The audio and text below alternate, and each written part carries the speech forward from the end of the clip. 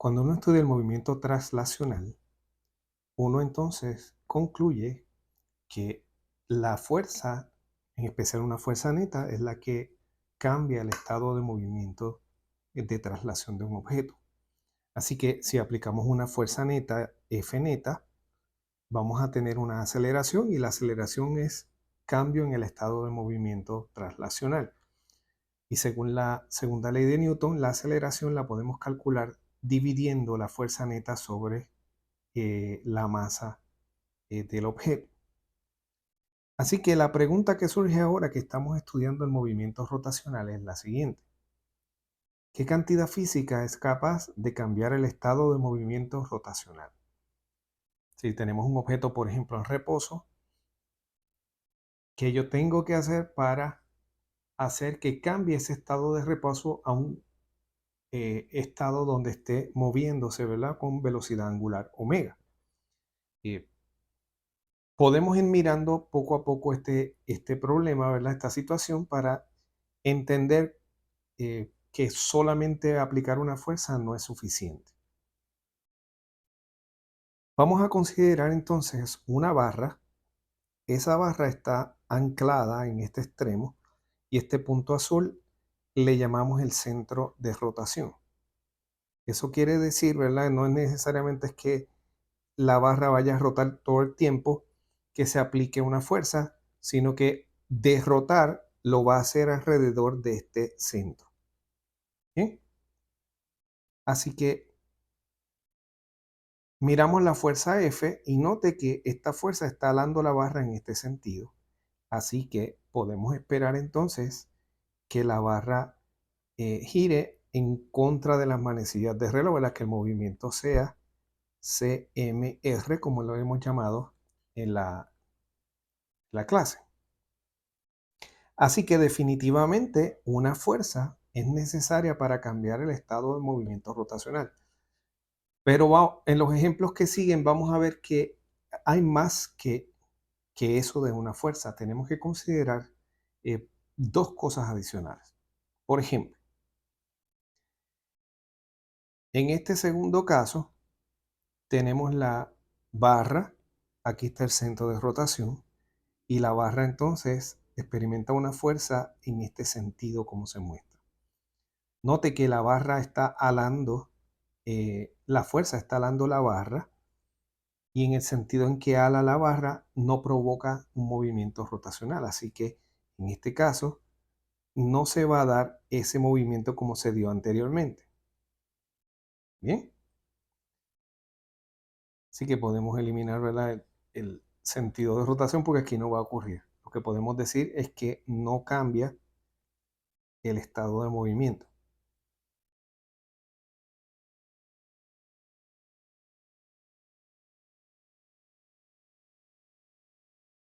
Movimiento rotacional.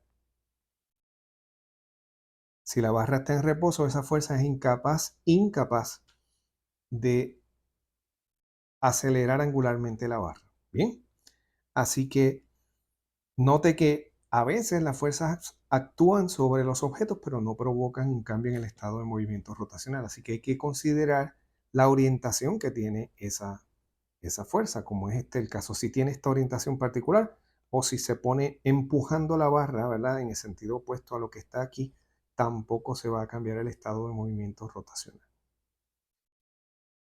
Nuestro tercer caso es considerar una fuerza que está actuando exactamente en el centro de rotación. Esta fuerza está alando aquí, pero no va a cambiar el estado de movimiento rotacional, no va a provocar rotación. Así que en este caso no, no hay cambio en movimiento rotacional. O sea, esa fuerza no provoca aceleración angular alfa, como hemos llamado. Así que, ¿dónde está la fuerza? También es importante.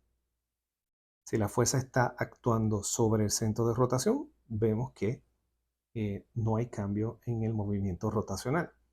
para que se logre ese cambio, la fuerza debe estar en otro lugar, no ahí. Así que ya vimos tres situaciones y de esas tres podemos concluir lo siguiente. Primero, que para cambiar el estado de movimiento rotacional de la barra hay que aplicar una fuerza definitivamente. Pero ¿dónde se aplica y en qué orientación se aplica también es importante? De hecho, la cantidad física que vamos a definir depende de esas tres cosas: de la fuerza, de dónde es aplicada la fuerza y de la orientación que tiene esa fuerza. Bien, así que vamos ahora, ¿verdad?, a considerar dónde se aplica la fuerza. Por ejemplo, vamos a aplicar tres fuerzas con igual magnitud. Estas tres fuerzas están aplicadas a 90 grados respecto a la barra. La fuerza 1 no provoca cambio en el movimiento rotacional por estar actuando en el centro eh, de rotación. La fuerza 2 y la fuerza 3 sí cambian el estado de movimiento rotacional, pero la fuerza 3 lo cambia más que la fuerza 2. El efecto que tiene esa fuerza por estar más lejos va a ser mayor que el efecto que tiene la fuerza 2, aunque las magnitudes sean iguales. Bien, así que fuerzas iguales no necesariamente causan el mismo cambio en el movimiento rotacional. El cambio va a depender también de dónde actúa la fuerza. Y en general podemos decir lo siguiente: que a mayor distancia del centro de rotación, mayor es el cambio que produce esa fuerza. Así que F3 en este caso es la que produce el cambio mayor, después F2 y F1 entonces no produce el cambio en el estado de movimiento. La otra situación es la orientación. Aquí tenemos cuatro fuerzas que tienen la misma magnitud. Cada una, ¿verdad?, tiene una dirección que es distinta a las demás. Y en este caso, el cambio que va a producir la F1 es diferente al de la F2, al de la F3 o a la de F4. Más tarde, cuando escribamos la fórmula para esa cantidad física, vamos a ver que una fuerza perpendicular a la barra en este caso, va a producir el cambio mayor. Y la fuerza que tenga el ángulo menor respecto a esa orientación, pues va a producir el cambio más pequeño. Bien, así que tenemos que considerar la dirección u orientación de la fuerza. Así que el cambio que produce la fuerza depende de cómo esté orientada.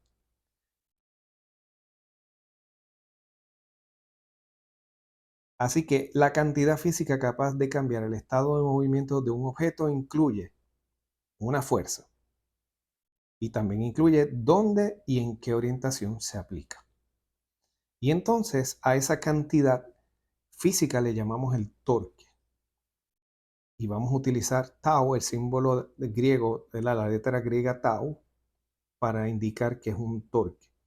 Tau, el torque es un vector, ¿verdad? Así que vamos a indicar, ¿verdad?, su carácter vectorial poniendo una flecha sobre el símbolo que lo representa, que en este caso, como mencioné, es la letra griega tau.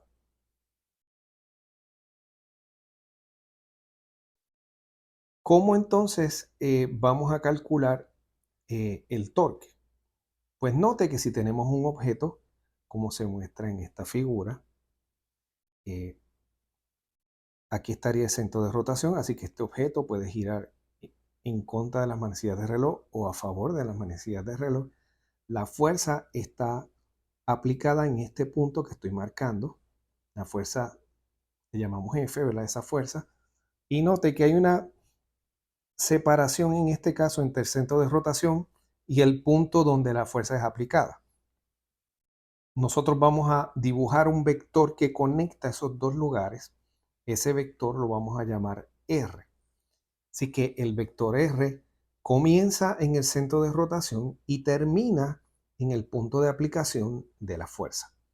Así que eso es lo que generalmente vamos a encontrar. Bien.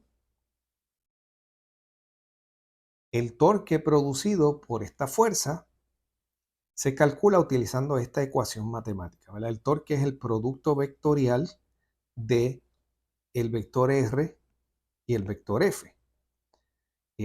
Nosotros no vamos a desarrollar, ¿verdad?, el producto vectorial en este curso, pero yo voy a usar los resultados conocidos sobre cómo es ese producto entre vectores para indicar cuál es la magnitud y cuál es la dirección del vector de torque. Así que vamos a estar haciendo el producto vectorial sin explícitamente hacer cálculos o determinando, ¿verdad?, direcciones.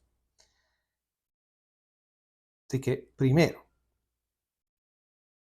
el torque está definido de ese modo.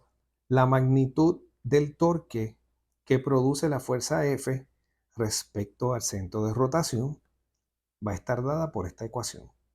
La magnitud del torque es igual a la magnitud del vector R por la magnitud de la fuerza por el seno del ángulo entre R y F. Note que en este caso la magnitud de R no es otra cosa que la distancia del centro de rotación al punto donde se aplica la fuerza. Y el ángulo ZRF es el ángulo que es menor entre los vectores, como se muestra en la figura aquí.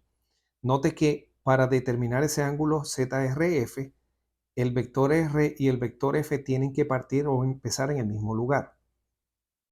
Y en general, esa no es la situación que encontramos. Encontramos que R, donde termina R, empieza F. Así que ya mismo vamos a ver cómo vamos a manejar eso.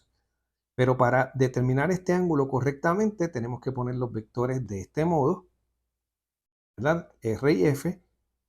Y entonces el ángulo entre ellos, ese es el ángulo ZRF. Bien, así que así se calcula la magnitud de ese vector. Bien. Ahora bien, una notita sobre ese ángulo. En general, vamos a tener un objeto como se muestra aquí. Vamos a tener el centro de rotación, que lo vemos acá abajo. Y nosotros entonces vamos a dibujar el vector R. Bien, que yo lo voy a colocar de este modo, ¿verdad? Este sería R. Vamos a llamarle aquí R. Y esta es la situación que generalmente vamos a encontrar. Ahora bien, nosotros para buscar el ángulo ZRF no podemos tener los vectores de este modo. Tenemos que tener los vectores saliendo del mismo punto.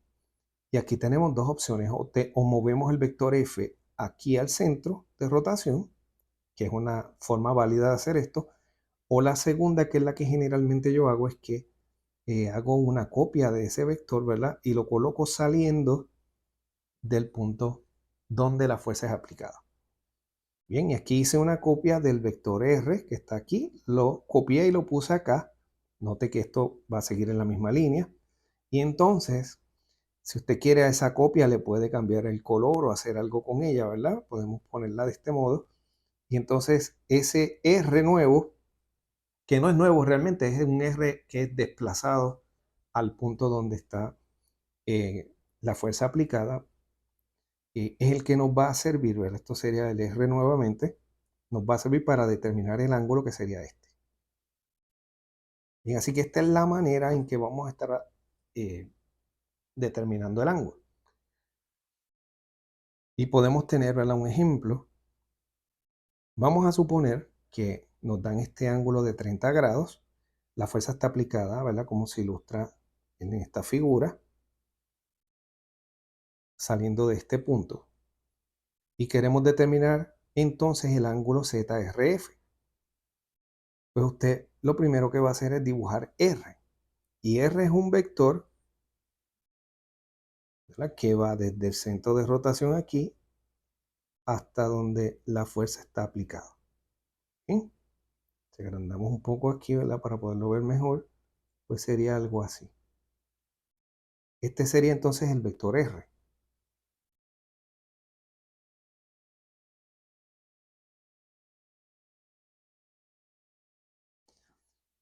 Pero note que para determinar correctamente el ángulo tendríamos que hacer una copia, un duplicado del vector y ponerlo donde comienza R. Y entonces el ángulo debe ser entonces este que está aquí. Bien, este es ZRF.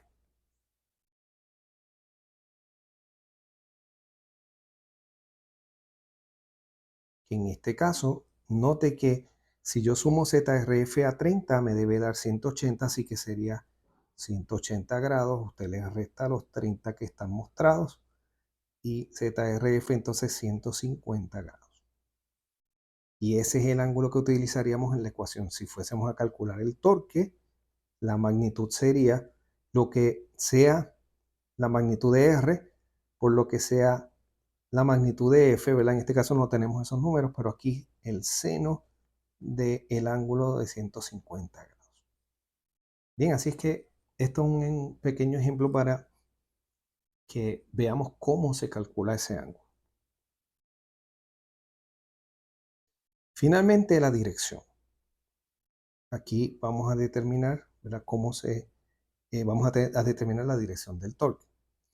Y vemos entonces que el torque es un vector bien extraño porque es perpendicular a los vectores R y F. Note que si R va en esta dirección y F en este sentido, entonces el torque es perpendicular a los dos, así que iría en esta dirección. Si este fuese el eje X, por ejemplo, eje Y los vectores R y F están en el plano XY, el vector de torque va a estar perpendicular a ese plano, entonces está en la dirección de Z. ¿Cómo determinamos entonces la dirección de ese vector? En general, pues utilizamos una regla que es conocida como la regla de la mano derecha número 1. Y en esta figura, ¿verdad? En esta foto se ilustra cómo es que se colocan 3 dedos de la mano derecha que vamos a utilizar. Note que vamos a usar el dedo índice, que sería este, el dedo del corazón, que sería este, y el dedo pulgar va a representar lo que es la dirección del torque. Así que esta regla de la mano derecha utiliza el dedo índice, el dedo del corazón y el dedo pulgar y siempre tiene esta relación. El índice va en la dirección de R, el dedo del corazón en la dirección de F y el pulgar nos indica cuál es la dirección del torque. Y note que si este vector y este vector están orientados en este plano, el torque que está indicado, ¿verdad?, por el dedo pulgar va a estar perpendicular a esos dos. En el próximo vídeo, entonces, en el salón de clase, vamos a mostrar cómo se utiliza esta regla de la mano derecha para 3 situaciones.